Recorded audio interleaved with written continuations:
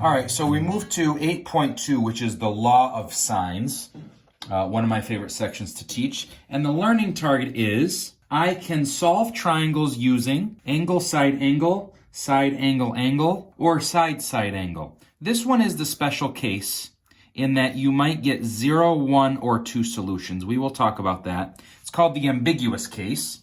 But angle, side angle, and side angle are pretty straightforward. Now, the one thing that we have to remember is that we're going to label most of our triangles as capital A, capital B, capital C. And these correspond to the angles in a triangle. Now, the notation is that a capital letter denotes an angle. If I go through the triangle to the other side across, lowercase a would represent the length of the side.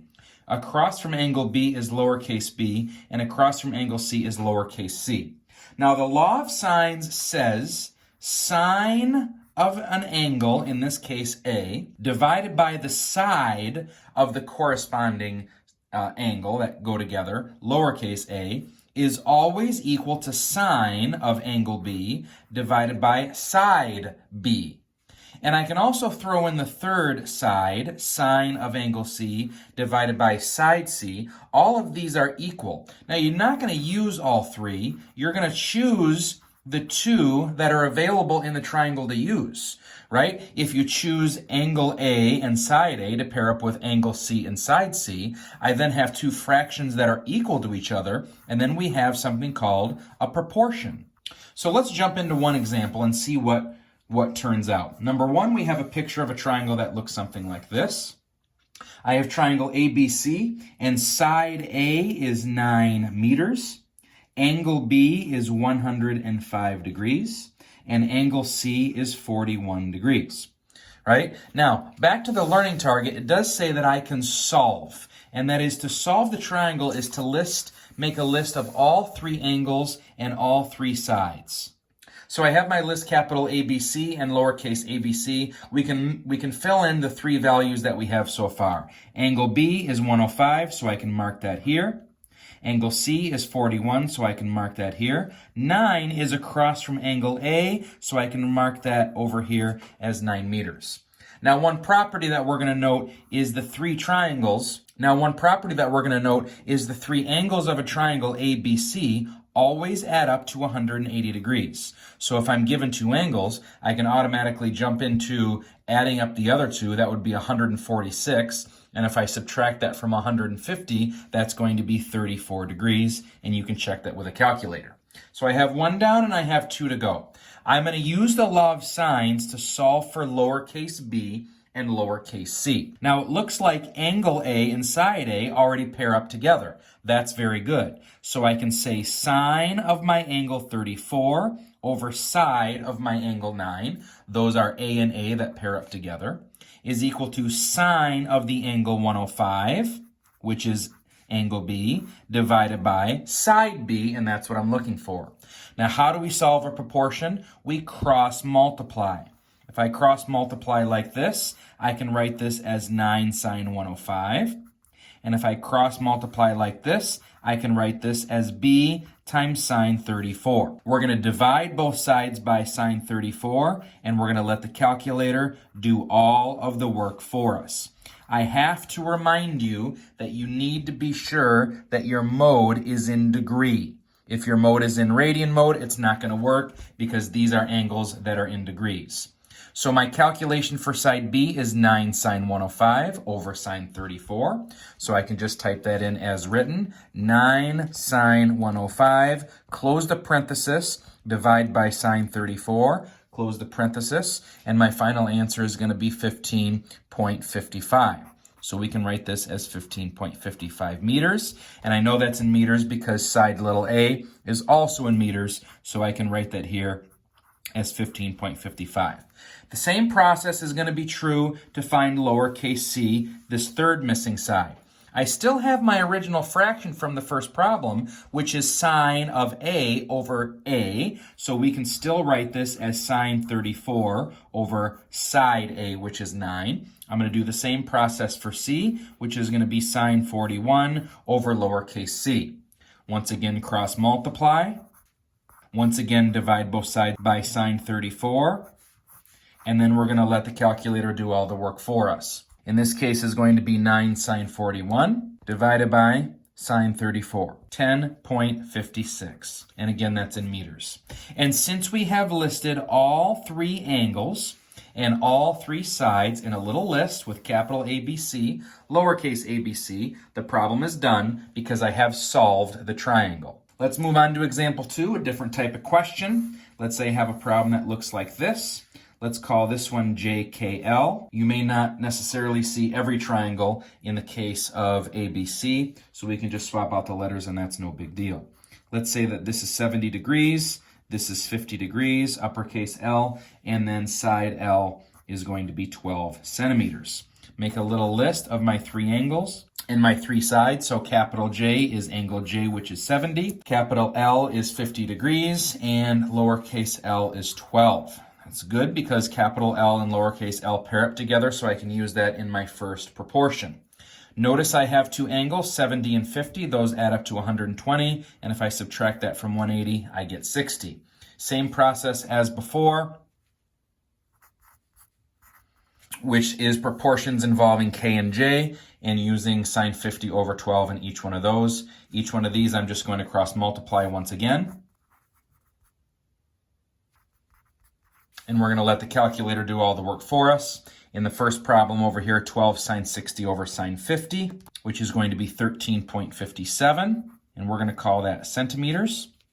And lowercase j is going to be 12 sine 70 divided by sine 50.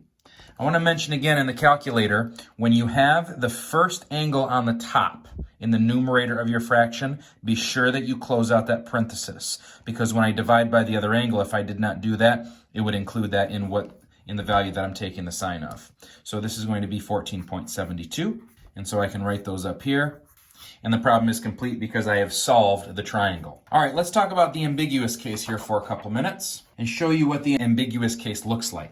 I'm going to give you three visuals to show you why, in fact, it's ambiguous when I use side-side angle. If I have a side, right, which is not fixed, I can have this be any value, and this is going to be an angle that is fixed. I cannot move this in any direction. It's going to be fixed right here just like that.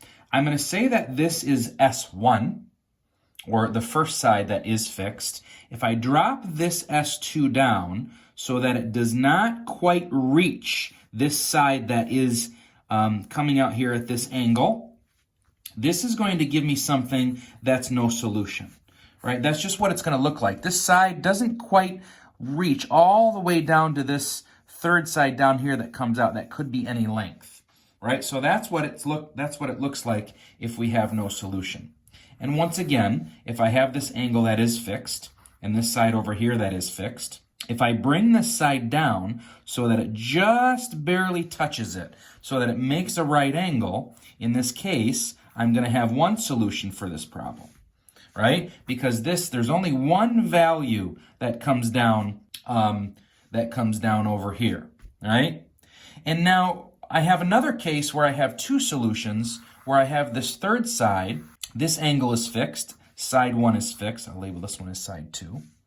If I have an angle or a side that comes down and meets over here, let's call this side 2, you can imagine if you were to pop this back on the inside so that it's the same value, it's the same distance, right? S2 here on the left is the same as S2 that's here on the inside. There is going to be two solutions for this case. And so that's the possibilities, and the math will help us do all that. It turns out there's another case that also gives us one solution. If this is S1 that's fixed, and this one is the angle that's fixed.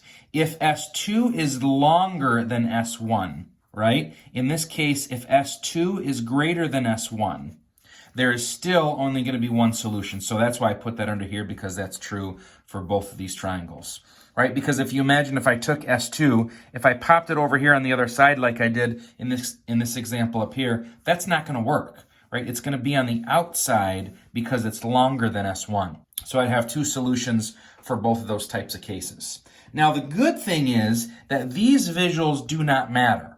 Does not matter what these things look like. We don't have to draw all the triangles in order to figure out what they are. The math will tell us exactly which case we have, either that is no solution, one solution, or two solutions, and I'm going to show you one of each. So let's move down to example 3 and see what this thing looks like.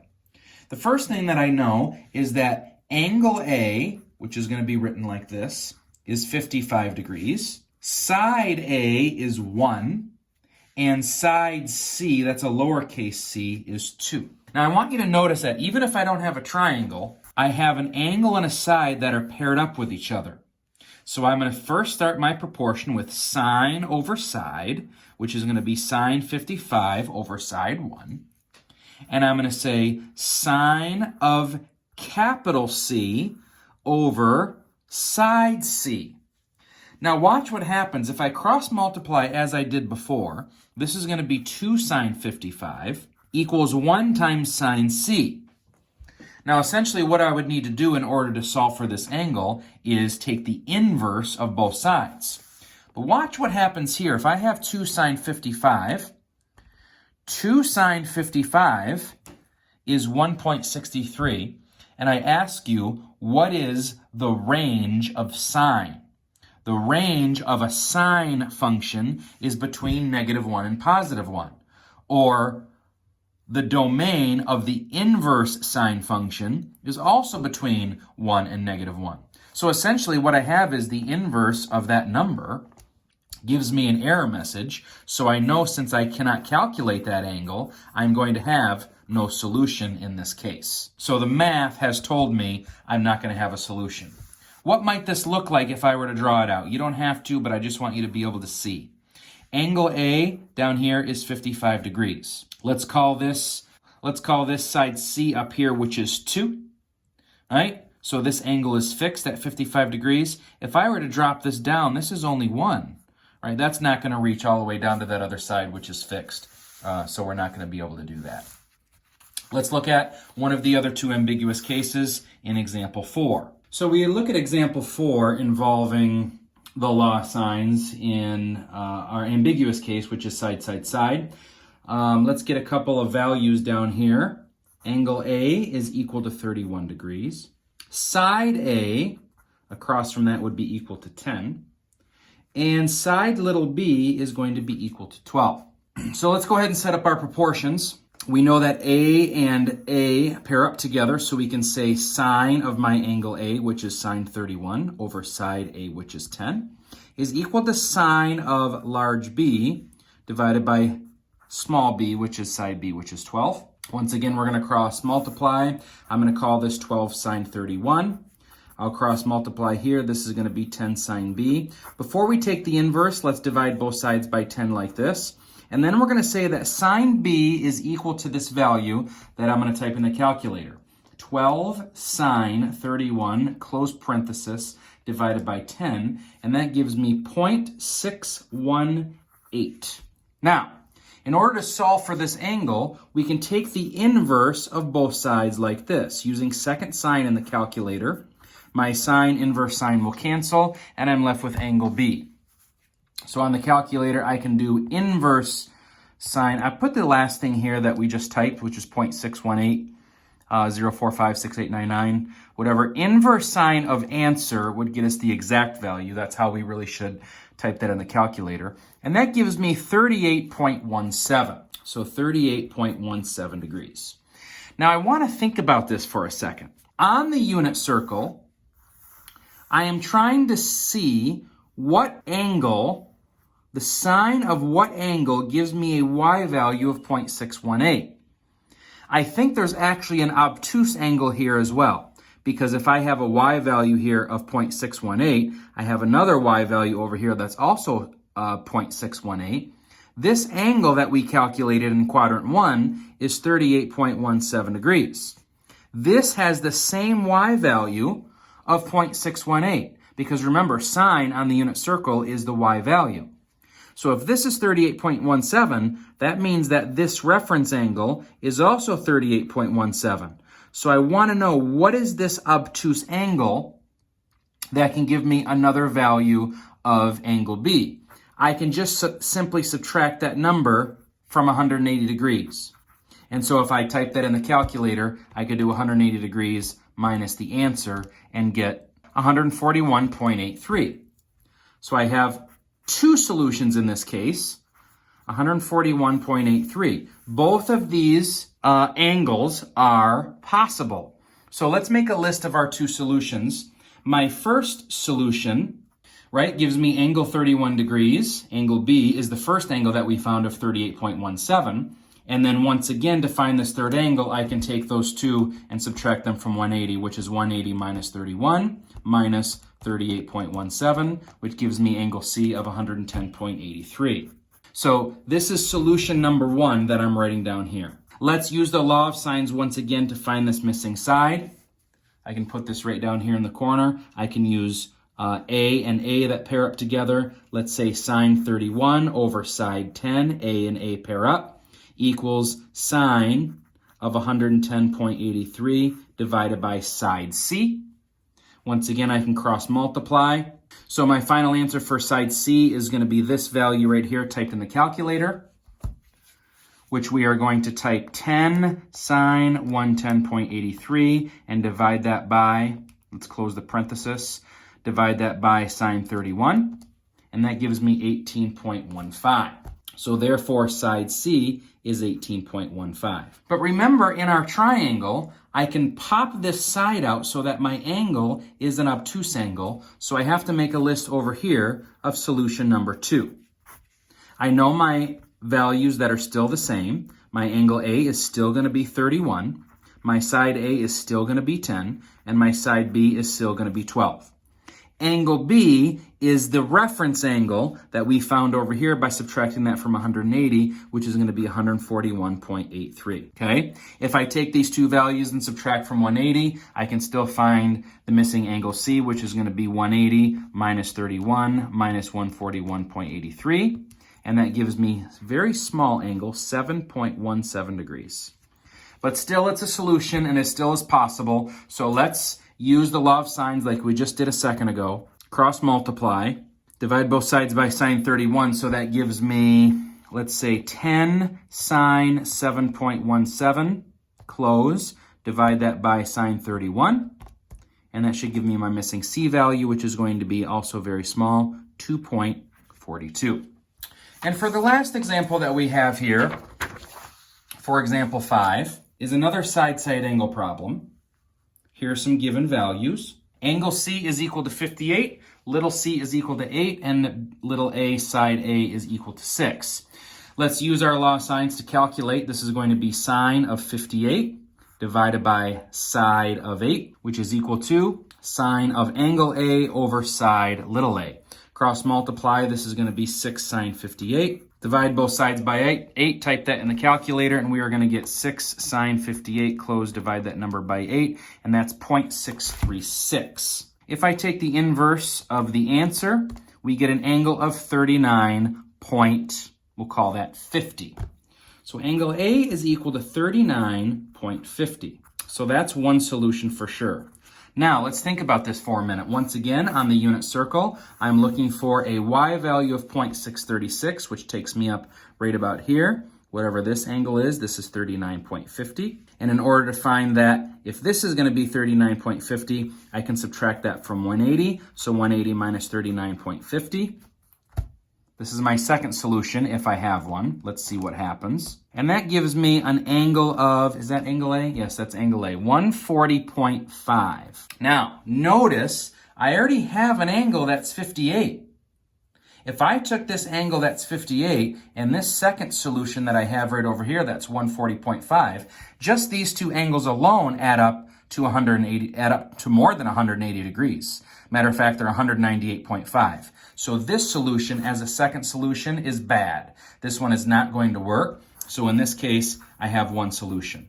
And I'm not going to go through the rest of the problem. I think you know the process, but you know what may happen in side-side angle. If I find the other value as reference angle, and that gives me more than 180 degrees, I can discount that solution.